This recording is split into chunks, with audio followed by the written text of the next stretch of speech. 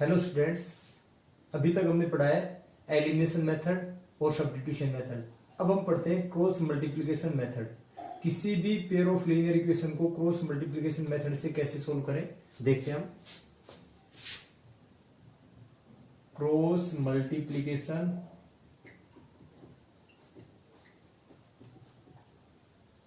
Method. हम मान लेते हैं हमारे पास दो लीनियर इक्वेशन है, a1x plus b1y plus c1 is equal to 0 and second is a2x plus b2y plus c2 is equal to 0। हमें इन इक्वेशनों को सोल्व करना है यूजिंग क्रॉस मल्टीप्लिकेशन मेथड। अब हम क्रॉस मल्टीप्लिकेशन मेथड यूज करके कैसे इन इक्वेशन को सोल्व करें, तो सबसे पहले हम लिखें x1 के कोफिशिएंट a1, y के कोफिशिएंट b1 और कांस्टेंट टर्म c1 को। तो लिखे कैसे देखते हैं हम। सबसे पहले हम b1 b2 y के कोफिशिएंट लिखें, फिर हम कांस्टेंट टर्म लिखें c1 c2, फिर हम x के कोफिशिएंट लिखें a1 a2, फिर हम लिखें y के कोफिशिएंट b1 b2। फिर हम देखें यहां पर हम लिखें x, यहां पर हम लिखें y और यहां पर हम लिखें 1। फिर हमें करना क्या है, x के नीचे हमें b1 c2 की मल्टीप्लाई, फिर माइनस b2 c1 की मल्टीप्लाई इज इक्वल टू रखना हमने y upon c1 a2 multiply minus c2 a1 और इक्वल रखना हमें 1 upon a1 b2 minus a2 b1। इस डायग्राम का यूज करके हम क्रॉस मल्टीप्लिकेशन करके सोल्व करेंगे क्वेश्चनों को। अब करना क्या हमें, जो हमारे पास x की टर्म है उसको एक बार इक्वल रखना है 1 के, फिर हमें y की टर्म को इक्वल रखना है 1 के, और हमें x और y की वैल्यू फाइंड आउट करनी। कैसे करेंगे हम इक्वल रखेंगे x upon b1 c2 minus b2 c1 किसके equal 1 upon a1 b2 minus a2 b1। फिर हम क्या करेंगे, इस पार्ट को 1 के साथ मल्टीप्लाई करके उस साइड ले जाएंगे, तो x की वैल्यू आएगी जैसे उस साइड जाएगा b1 c2 minus b2 c1 upon a1 b2 minus a2 b1। ऐसे एक बार हम y के साथ कंपेयर करेंगे, y upon c1 a2 minus c2 a1 is equal to 1 upon a1 b2 minus a2 b1। फिर हम यहां से y की वैल्यू फाइंड आउट करेंगे, y upon c1 a2 minus c2 a1 is equal to 1 upon a1 b2 minus a2 b1। फिर यहां से हम c1 a2 minus c2 a1 को उस साइड ले जाएंगे, 1 के साथ मल्टीप्लाई करेंगे, तो हमें y की वैल्यू मिलेगी c1 a2 minus c2 a1 upon a1 b2 minus a2 b1। तो इस तरीके से हम x और y की वैल्यू फाइंड आउट करेंगे। लेकिन एक बात ध्यान रखनी है, हमेशा a1 b2 minus a2 b1 कभी भी 0 के इक्वल नहीं होना चाहिए। Means a1 b2 minus a2 b1 should not be equal to 0, तभी हमारे पास x और y की वैल्यू आ पाएगी, अदरवाइज हम x और y की वैल्यू फाइंड आउट नहीं कर पाएंगे। तो इस तरीके से ये तरीका आप यूज करेंगे क्रॉस मल्टीप्लिकेशन और अपनी एक्सरसाइज करेंगे हम। एक बार आप इसको नोट कीजिए, वीडियो को पॉज करके देखिए। आइए अब हम एक्सरसाइज 3.5 से क्वेश्चन करते हैं। फर्स्ट क्वेश्चन है हमारा, which of the following pair of linear equation has unique solution, no solution और infinitely many solutions. In case there is a unique solution find it by using cross multiplication method. First question हमारा, हमें check करना है किस pair of linear equation का unique solution होगा, infinitely many solution होंगे या फिर कोई भी सॉल्यूशन नहीं होगा। अगर सॉल्यूशन होता है तो उसको हमने क्रॉस मल्टीप्लिकेशन मेथड से फाइंड आउट करना है। फर्स्ट पार्ट हमारे पास, फर्स्ट क्वेश्चन है, फर्स्ट पार्ट है x minus 3y minus 3 is equal to 0,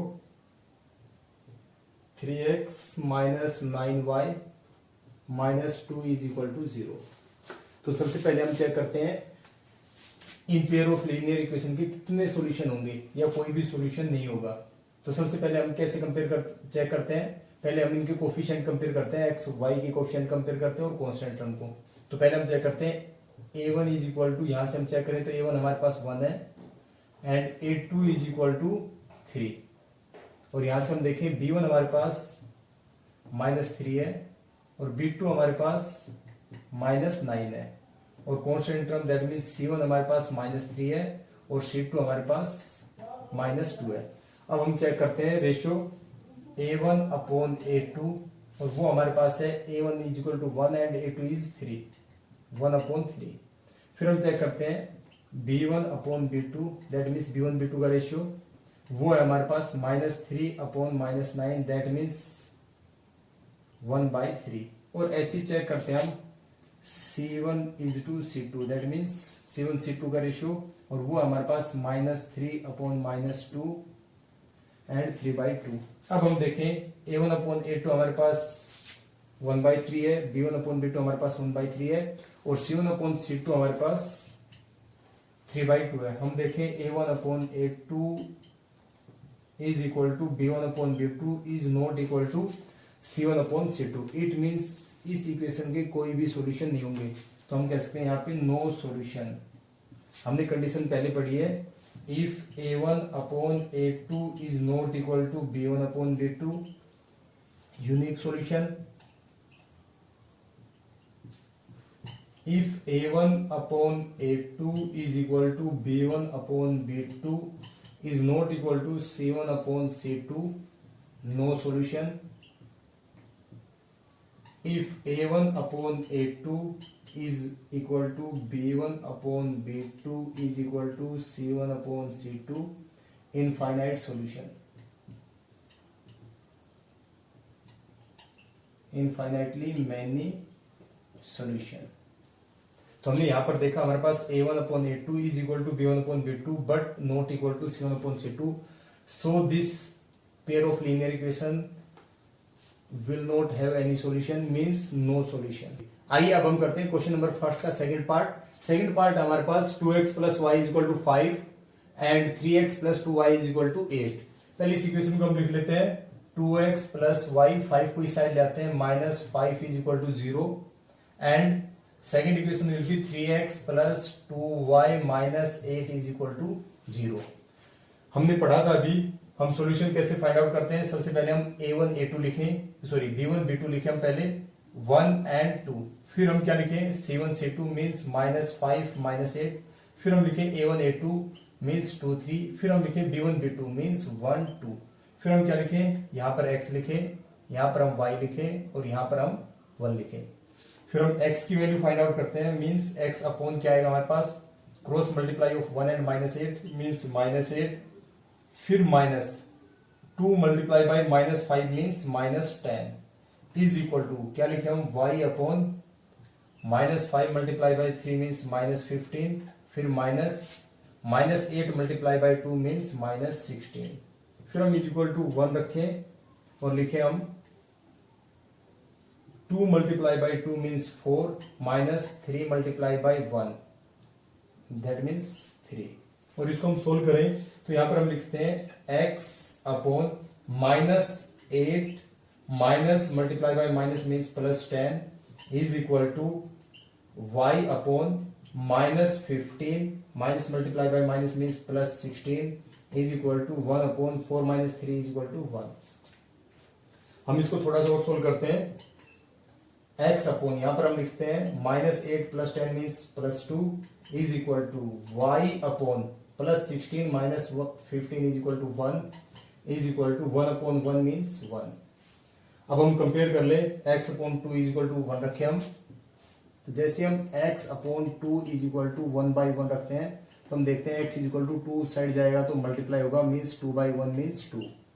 फिर हम y की वैल्यू फाइंड आउट करने के लिए y अपॉन 1 को इक्वल रखें 1 अपॉन 1 के, तो हमारे पास y is equal to 1 multiply होगा 1 के साथ तो 1 अपॉन 1 मीन्स 1। तो इस तरीके से हम देखें x की वैल्यू हमारे पास 2 और y की वैल्यू हमारे पास 1, ये हमारा आंसर होगा। आइए अब हम करते हैं question number second. Question number second का फर्स्ट पार्ट हमारे पास पेयर ऑफ लीनियर इक्वेशन हमसे दे रखी है, हमें ए और बी की वैल्यू फाइंड आउट करनी है। कब? जब ये pair of linear equation infinitely many solution रखती है उस टाइम पे। तो हम कैसे करें? इनफाइनाइटली मैनी सॉल्यूशन के लिए हमारे पास कंडीशन थी a1 upon a2 is equal to b1 upon b2 is equal to c1 upon c2। तो हम ये कंडीशन अप्लाई करें और हम a और b की वैल्यू फाइंड आउट करें। तो सबसे पहले हम इस इक्वेशन को लिख लेते हैं 2x प्लस 3y, 7 को इस साइड ले आए, minus 7 is equal to 0। Second equation हमारी a minus b into x plus a plus b into y. अगर हम इस पार्ट भी साइड लेके आएंगे तो साइन चेंज होंगे, minus 3a minus b plus 2 is equal to 0। अब हम a1 b1 a2 b2 c1 c2 find out कर लेते हैं। तो सबसे पहले a1 हमारे पास होगा 2, b1 अगर हम देखें तो हमारे पास होगा 3 और c1 हम देखें तो हमारे पास है माइनस 7। अगर हम a2 की बात करें तो हमारे पास है a माइनस b और b2 की बात करें तो b2 हमारे पास a प्लस b और हम c2 की बात करें तो c2 हमारे पास minus 3a minus b plus 2। अब हमें a और b की वैल्यू फाइंड आउट करनी है, जिसके लिए इक्वेशन के इनफाइनाइटली सॉल्यूशन हो। उसके लिए हम कंडीशन अप्लाई कर देते हैं a1 a2 का रेशियो इक्वल होना चाहिए b1 b2 के रेशियो के और c1 c2 के रेशियो के। तो हम सबसे पहले a1 a2 का रेशियो लेते हैं, 2 upon a minus b should be equal to 3 upon a plus b should be equal to minus 7 upon minus 3a minus b plus 2। अब हम सोल्व कर लेते हैं। सोल्व कर देते हैं, पहले दो पार्ट लेते हैं हम। सबसे पहले 2 upon a minus b is equal to 3 upon a plus b को लेते हैं। तो जैसे हम क्रॉस मल्टीप्लाई करेंगे तो हमें मिलेगा 2a प्लस 2b और इज इक्वल टू 3 की मल्टीप्लाई जैसे a के साथ करेंगे तो हमें मिलेगा 3a माइनस फिर b के साथ करेंगे तो 3b। और जैसे इसको हम सोल्व करते हैं 3 को इस साइड लेके आते हैं तो 3a कैसा साइन हो जाएगा, माइनस 3 हो जाएगा और यहाँ पर 2a तो हमें रिजल्ट मिलेगा माइनस a और माइनस 3b को इस साइड लेके आएंगे तो प्लस 3b होगा और यहाँ पे पहले से प्लस 2b है, मीन्स हमें मिलेगा 5b इज इक्वल टू 0। तो हमारे पास एक नई इक्वेशन आ गई यहाँ पे, इसको हम थर्ड नंबर दे देते हैं। ऐसे जैसे हम इस इक्वेशन को सोल्व करते हैं उसी तरीके से हम सोल्व करें 3 upon a plus b is equal to minus 7 upon minus 3a minus 2b plus 2 को। तो हमें मिलता है 3 की मल्टीप्लाई जैसे हम माइनस 3a के साथ करेंगे तो हमें मिलेगा माइनस 9a। फिर हम 3 की मल्टीप्लाई माइनस b के साथ करें तो हमें मिलेगा माइनस 3b और 3 की मल्टीप्लाई 2 के साथ करें तो हमें मिलेगा 6। और ऐसे ही माइनस 7 की मल्टीप्लाई a के साथ करें तो is equal to minus 7a। Minus 7 की मल्टीप्लाई प्लस b के साथ करें तो मिलेगा हमें माइनस 7b और हम माइनस 7a माइनस 7b को इस साइड लेके आते हैं तो हमें मिलेगा, जैसे हम माइनस 7a को इस साइड लेके आएंगे तो प्लस 7 होगा, यहाँ पे पहले से माइनस 9a मीन्स हमें माइनस 2a मिलेगा। फिर हम माइनस 7b को लेके आते हैं इस साइड तो प्लस 7b हो जाएगा, यहाँ पर माइनस 3b है तो हमें मिलेगा प्लस 4b और प्लस 6 इज इक्वल टू 0। इसको हम नाम देते हैं 4th नंबर इक्वेशन। अब हम ऐसा करते हैं, थर्ड इक्वेशन और फोर्थ इक्वेशन को सोल्व कर लेते हैं। सोल्व करने के लिए हम क्रॉस मल्टीप्लिकेशन मेथड यूज करते हैं और a और b की वैल्यू फाइंड आउट करते हैं। तो सबसे पहले हम लिखते हैं third equation minus a plus 5b is equal to 0 और यहां से हम देखें minus 2a plus 4b plus 6 is equal to 0। हमारी मर्जी, हम एलिमिनेशन मेथड यूज करें, क्रॉस मल्टीप्लिकेशन करें या सब्स्टिट्यूशन मेथड यूज करें, जो भी मेथड यूज करें इन दोनों इक्वेशन को हम सोल्व करें। तो सोल्व कैसे करें हम क्रॉस मल्टीप्लिकेशन मेथड से। सबसे पहले हम लिखें b1 b2 के कोफिशिएंट मींस 5 और 4, फिर c1 c2, यहां पर c1 नहीं है मींस प्लस 0 है तो हम इसको लिखेंगे 0 एंड 6। फिर हम a1 a2 means minus 1 and minus 2, फिर b1 b2 5 एंड 4। फिर यहां पर हम क्या रखें, हमारे पास इस बार वेरिएबल का काम कर रहा है a तो a रखें हम यहाँ पे, यहां पर हम क्या रखें b और यहां पर हमेशा 1। अब सोल्व करते हैं a upon 5 into 6 means 30 minus 4 into 0 means 0 is equal to b upon 0 multiply by minus 2 means 0 minus 6 multiply by minus 1 means minus 6 is equal to 1 upon -1 multiply by 4 means -4 and -2 multiply by 5 means -10। और इसको हम further solve कर लेते हैं तो हमें मिलता है, यहीं पर सोल्व कर लेते हैं हम, a अपॉन यहां से हमें मिलेगा 30 is equal to b upon 0 minus 6 means b upon +6 is equal to 1 upon -4 minus multiply by minus means plus, तो यहां पे हम देखें -4 + 10 मीन्स +6, तो यहां पर हमें मिलता है 6। अब हम सोल्व करते हैं, एक बार a/30 को 1/6 के इक्वल रखते हैं, a/30 इज इक्वल टू 1/6 और यहां से हम a की वैल्यू फाइंड आउट करें तो a की वैल्यू होगी 30 उस साइड जाएगा तो 30/6 मीन्स 5। और ऐसे हम सेकंड b/6 को 1/6 के इक्वल रखते हैं, b/6 इज इक्वल टू 1/6, जैसे 6 उस साइड जाएगा means b is equal to 6/6 means 1। तो हमने देखा a की वैल्यू हमारे पास 5 और b की वैल्यू हमारे पास 1 आई। तो इस तरीके से हम ये क्वेश्चन सोल्व करेंगे। यहां पर हमारे पास इनफाइनाइटली मैनी सॉल्यूशन थे तो हमने ये कंडीशन अप्लाई की।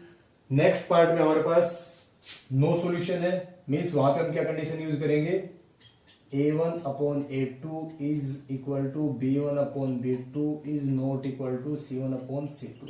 नो सॉल्यूशन के लिए कंडीशन यूज करेंगे। यदि यहाँ पे हमारे पास यूनिक सॉल्यूशन होता तो हम a1 upon a2 is not equal to b1 upon b2 condition use करते। तो इस तरीके से आप वीडियो को पॉज करें और क्वेश्चन को नोट डाउन करें। आइए अब हम करते हैं फोर्थ क्वेश्चन।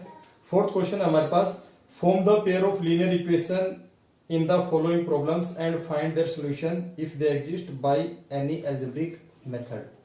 हमें इक्वेशन फॉर्म करनी है जो प्रॉब्लम हमसे दे रखी उनसे, और फिर हमने उनको सोल्व करना है किसी भी अलजेब्रिक मेथड से, दैट मीन्स एलिमिनेशन हो या फिर सब्स्टिट्यूशन हो या फिर क्रॉस मल्टीप्लिकेशन मेथड हो। तो फर्स्ट पार्ट करते हैं हम। फर्स्ट पार्ट हमारा, a part of monthly hostel charges is fixed and remaining depend on the number of days one has taken food in the mess. When a student A takes food for 20 days, she has to pay ₹1000 as hostel charges, whereas student B who takes food for 26 days pays ₹1180 as hostel charges. Find the fixed charges and the cost of the food per day. Hostel के charges दे रखे हमसे, fix charges है और जितना food खाया जाता है उसके पर डे के हिसाब से हमसे चार्ज दे रखे हैं। इस कंडीशन को हमने यूज करते हुए फाइंड आउट करना है कि फिक्स चार्ज क्या है और जो फूड पर डे है उसकी कॉस्ट क्या है। तो मान लेते हैं, लेट द फिक्स्ड चार्ज हम मान लेते हैं x रुपीज, और जो पर डे चार्जेज है, variable charge means per day charges is equal to y rupees. इस तरीके से मान लेते हैं। फिर हम कंडीशन को यूज करते हैं, जो भी कंडीशन हमसे दे रखी है। तो पहली कंडीशन पे हम चलते हैं। फर्स्ट केस क्या दे रखा हमसे, फर्स्ट कंडीशन क्या दी हमसे, उस पे चलते हैं हम। फर्स्ट केस में कह रहा है, when a student a takes food for 20 days, student a 20 days के लिए फूड लेता है, उसके लिए कह रहा है सी has to pay 1000 as hostel charges, means fix charge plus 20 days charge. तो कंडीशन को अगर हम देखें, फिक्स चार्ज हमारे पास x रुपये है, 20 डेज चार्ज क्या होंगे हमारे पास, 20 डेज चार्जेस विल बी, हमने पर डे का जो चार्ज है वो y रुपये माना है, तो 20 डे के लिए चार्ज क्या होंगे, 20 y रुपीज। अगर हम देखें अकॉर्डिंग टू क्वेश्चन, जो कंडीशन जो हमारी फर्स्ट केस है उस पर अगर हम बात करें तो हमसे फिक्स चार्ज और 20 डेज के चार्ज का जो सम है वो 1000 दे रखा है, means fix charge plus 20 days means 20 y rupees is equal to 1000। तो हमें फर्स्ट इक्वेशन मिलती है यहां से। अब सेकंड कंडीशन पे चलते हैं हम। सेकंड जो केस है हमारे पास उस पर बात कर लेते हैं। सेकंड कंडीशन है, दिस स्टूडेंट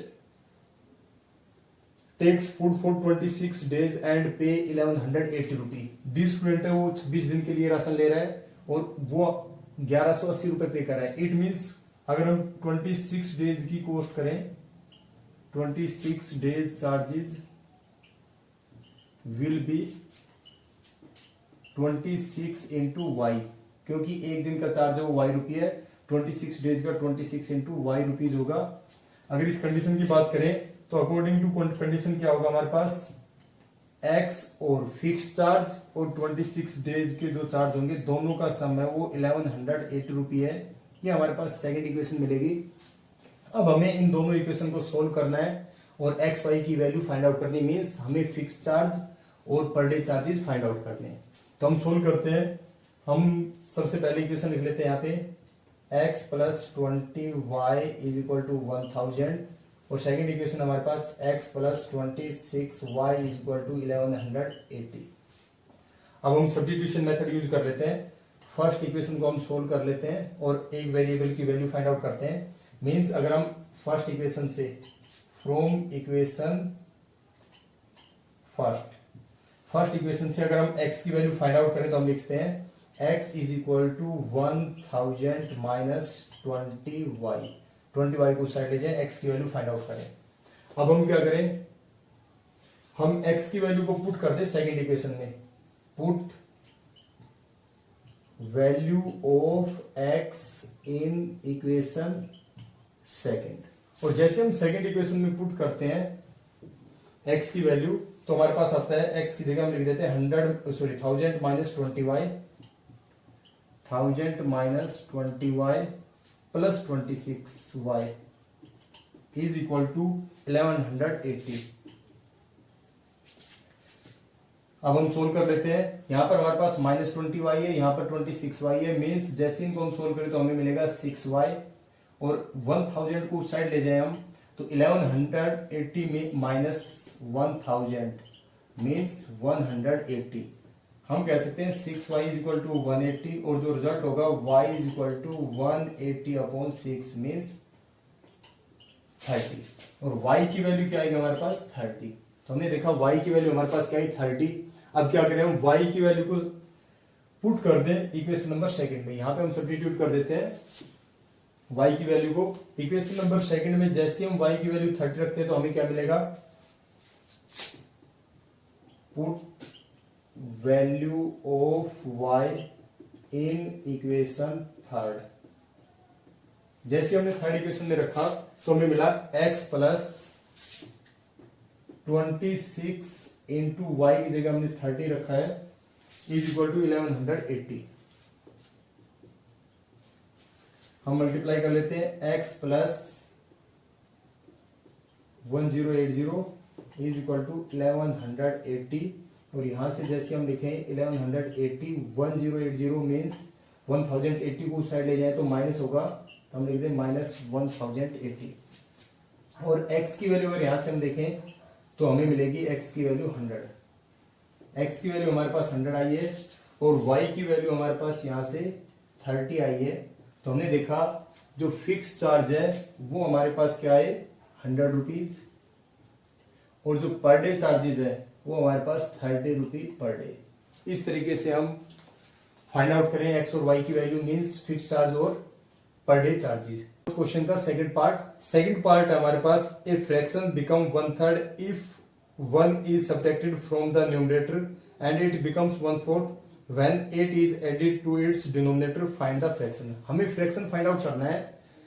जब हमसे ये कंडीशन दे रखी है हम मान के चलते हैं लेट द न्यूमरेटर मान लेते हैं, फ्रैक्शन का जो न्यूमरेटर मान लेते हैं x है and the denominator is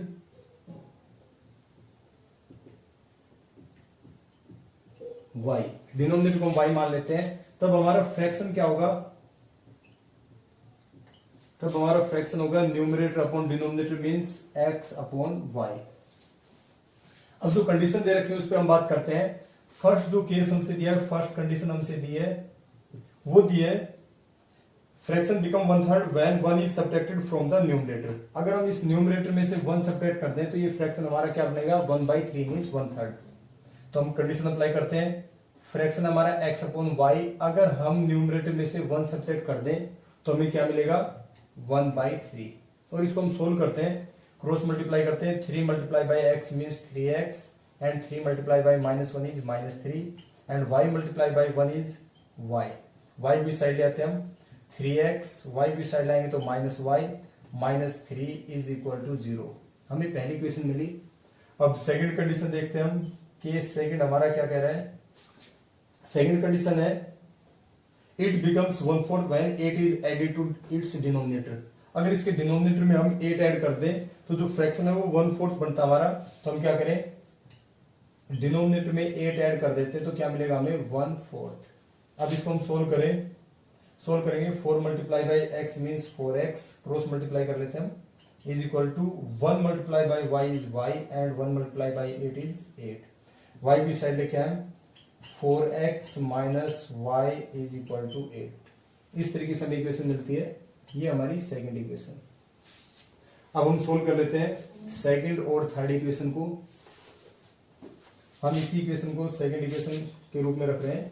solve करते हैं, सोल्व करें तो हम यहां से ऐसा करते हैं, y की वैल्यू फाइंड आउट करते हैं। और y की वैल्यू क्या आएगी हमारी, अगर यहीं से हम देखें तो a टू साइड जा सकता है, तो y is equal to 4x minus 8। y की वैल्यू हम कह सकते हैं 4x माइनस 8 होगी। इसको हमने थर्ड इक्वेशन नाम दिया है। अब क्या करें, हम सब्स्टिट्यूट करते हैं y की वैल्यू फर्स्ट इक्वेशन में, तो हमें मिलेगा